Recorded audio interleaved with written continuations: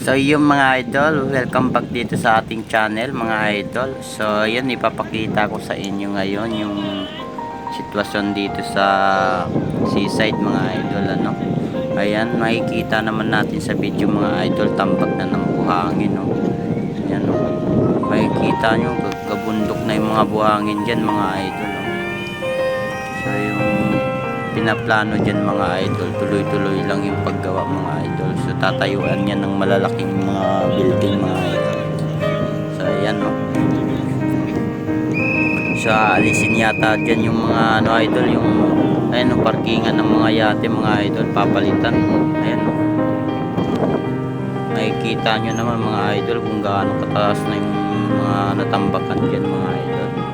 So ayan, shout out pala sa ating mga subscriber dyan mga idol.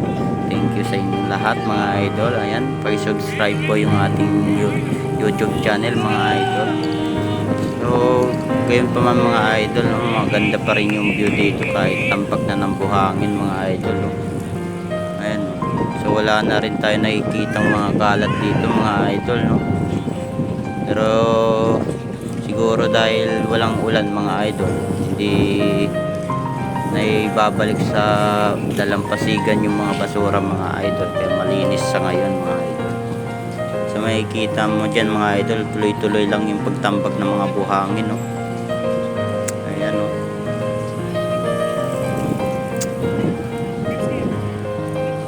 so marami rin mga namamasyal dito mga idol.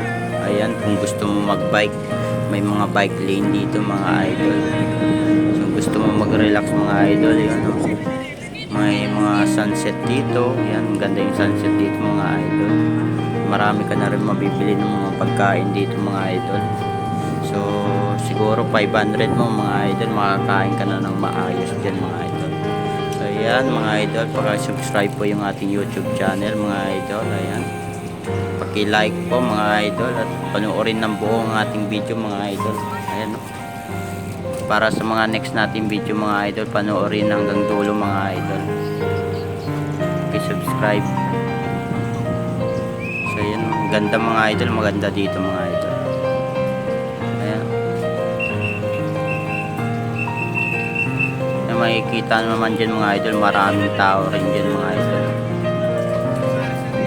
So ganyan yung sitwasyon dito sa seaside mga idol, tambak na ng buhangin.